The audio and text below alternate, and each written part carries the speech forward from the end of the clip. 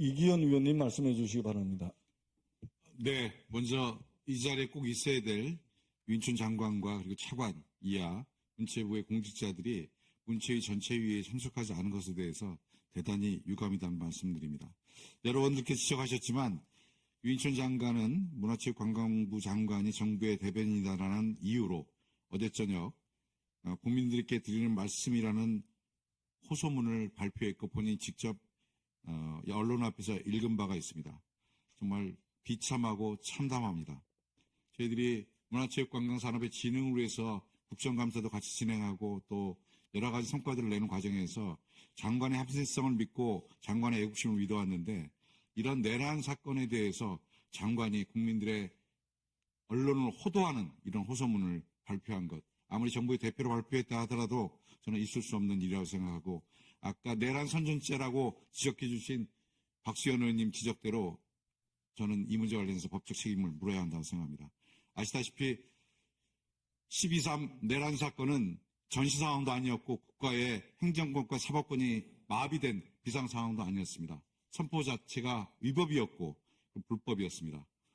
분명한 내란 사건인데 이 내란 사건을 마치 대통령의 정당한 통치 행위였던 것처럼 포장한 이 호소문 읽으면 읽을수록 분이 차오릅니다. 특히 야당이 거듭되는 탄핵으로 인해서 감사원장 이하 검사들 또 몇몇 장관들이 탄핵당한 일을 들어서 국정 안정의 안정성을 야당이 훼손하고 있는 것이냐, 그래서 국정 운영의 안정성이 깨지고 있는 것이냐 호도한 이 호소문 절대 용납할 수가 없습니다. 마지막 문장이 눈에 들어옵니다. 야당이 간곡히 호소합니다. 위기의 시대 국민을 구하는 것은 차분한 법치입니다. 차분한 법치라는 거 하는 것은 헌법에 기반해서 법치가 이루어지는 것입니다. 야당을 대통령이 반대했던 모든 세력을 반국가 단체, 반국가 세력으로 통칭해서 이번 군사 반란을 통해서 쓸어버리려고 했던 이들의 작태 도저히 용서할 수가 없습니다. 저는 이번에 어제 국방위에서 밝혀진 것들 중에 야당 의원들을 구금해서 벙커1, 남태령 밑에 있는 벙커1에 수감하려고 했다고 하는 방첩사 사령관의 검토를 듣고 경악을 금치 못했습니다. 벙커1을 갔다 오신 분들이 많지는 않을 것입니다. 벙커1은 대한민국의 전쟁 상황에서 1차 지휘를 하게 되는 정말로 보안시설입니다. 관악산 안반 지하 200m 밑에 햇볕 한 점 들어오지 않는 200m 토굴 안에 있는 것이 벙커1입니다. 그곳에 대한민국의 정치인들과 반대 세력들을 영장도 없이 구금하고 어느 시간까지도 구금할 수 없는 그러한 역사적 죄를 짓는 일을 이들이 기획했던 것입니다. 저는 만약에 12.3 군사 내란 사건이 그날 국회의회에서 진압되지 못했다고 하면 이 자리에 계신 모든 분들은 햇볕 들어오지 않는 200m 안반 속에 갇혀서 언제 나올지 모르는 그런 상황에 처해 있었을 것이다 생각합니다. 생각만 해도 치가 떨립니다. 개인적으로 이번 12.3 내란 사건 때 존경하는 전재수 위원장님 그리고 배현진 의원님 그리고 진정원 의원님과 함께 네팔 카트만두에서 네팔의 문화, 체육, 교통부 장관과 같이 저희들이 회의를 진행하고 그리고 식사를 진행하는 과정에 이 내란 소식을 접하게 됐습니다. 그때 충격과 공포에 떨던 배현진 의원님, 진정호 의원님 제가 분명히 기억합니다.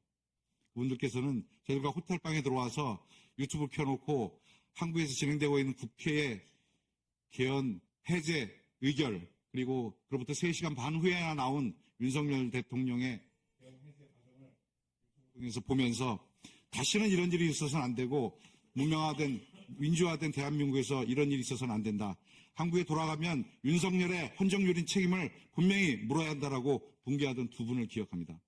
다시 한번 속기록에 남기기 위해서라도 제가 의원님들 이름 불러보겠습니다. 박정호 의원님, 김순수 의원님, 신동호 의원님, 정의원 의원님, 진종호 의원님, 이미 표결에 참여를 밝혀주신 배현진 의원님의 용기를 봐주시기 바랍니다. 이제 국민들은 더 이상 윤석열을 대통령이라 부르지 않습니다. 내란의 수괴입니다. 그를 징취하는 국회의 합법적인 탄핵 절차에 참여해 주시기 진심으로 부탁드립니다. 이상입니다.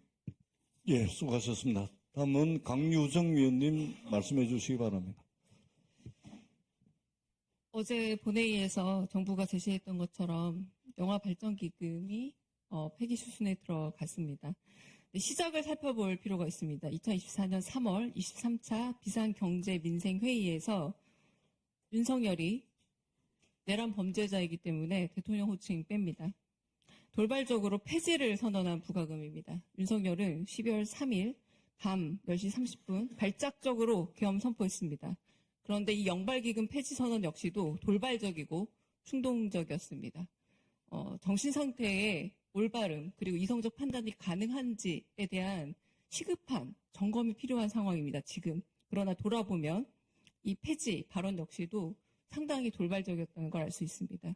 문체부는 그렇다면 여기에 대한 이성적 대응을 마련해야 하지만 폐지에 따른 대체재원, 대체자원 둘 다 조달책을 마련하지 못하고 있습니다. 타기금 전입 운용 자체가 그 정도가 대안이라고 말하고 있습니다. 항구적이고 지속 가능한 대안을 내놓지 못한 상황에서 영화 관람에 따른 발전 기금은 굉장히 중요한 영화계에 마치 계엄령 선포와도 같습니다.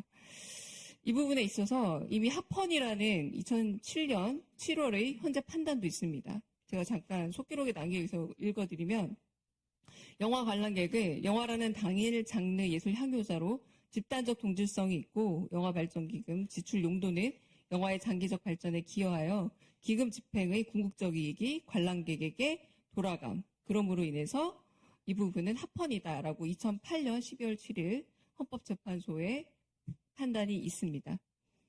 이에 대해서 영화 및 비디오물의 진흥에 관한 법률 일부 개정 법률안을 제가 이미 발의했습니다. 오늘자로.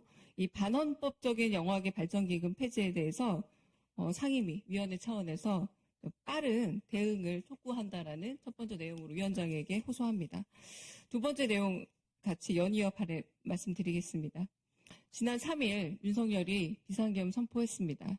그런데 이 포고령 3항이 뭐냐면 모든 언론과 출판은 계엄사의 통제를 받는다는 내용이었습니다. 윤석열이 언론과 출판에 대해서 어떤 인식을 갖고 있는지 잘 보여줍니다. 두 번째 항에는 가짜뉴스에 대한 엄포를 놓고 있습니다. 문제적인 건 문체부 장관, 오늘 안 온 문체부 장관 유인촌 장관이 바로 이 언론과 출판 부문에 대한 주무부처라는 겁니다. 그런데 비상계엄 선포하던 날 국무회의에 참여했는지 안 했는지도 국민의 의무로서 그리고 국무위원 의무로서 참여 여부를 밝혀야 함에도 밝히지 않고 있고요. 첫 번째는. 두 번째는 소관 분야와 관련해 언론과 출판의 이 자유를 제한하는 부분에 대해서 아무런 입장을 내지도 않은 채 오히려 어제 정부 대변인을 자임하면서 그 부분에 대한 호소를 하기에 바빴다라는 점입니다. 심지어 이 자리에 출석하지도 않았습니다. 나와서 입장을 대변하지도 설명을 하지도 해명을 하지도 않고 있습니다. 국민의힘 의원님도 한 말씀 더 드리겠습니다. 탄핵 소추안 표결에도 불참한 의원들이 많이 계십니다. 그런데 오늘도 회의에 불참했고 국무위원도 불참하고 있습니다. 과거를 한번 돌이켜보겠습니다. 이기흥 대한체육회장, 정몽규 대한축구협회장의 불공정 사유에 대해서 얼마나 여기서 목소리를 높였던 국민의힘 의원입니까? 지금 국민을 상대로 총칼을 들이댄 사건임에도 불구하고 이 부분에 대한 직무를 유기하면서 어떻게 공정을 이야기할 수 있는지 다시 한번 묻고 싶습니다. 그러므로 인해서 유인촌 장관은 내란 동조 및 직무유기를 관련해서 고발 조치해야 되는 것이 아닌가라는 생각이 들어서 유인촌 장관의 자기네 직무가 있습니다. 분명히 모든 언론과 출판은 계엄사의 통제를 받는다. 이 부분에 대해서 대답을 하지 않고 이거 아무런 입장을 내지 않는 부분에 대해서 고발 조치를 제안합니다. 예.